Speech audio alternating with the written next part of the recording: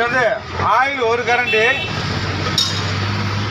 பூண்டு நல்லா தட்டி வச்சுருக்கோம், ஒரு 5 பல்லு பூண்டு, வெங்காயம் ஒரு வெங்காயம் போட்டு நல்லா அப்படியே பொன்னிறமாக வதக்கிறோம். 3 ஸ்பூன் போட்டுக்கிறோம் சம்பல்.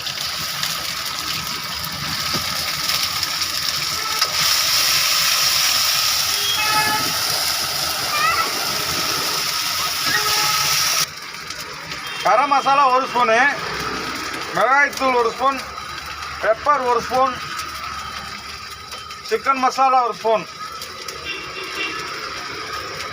Salt 1.5 spoon,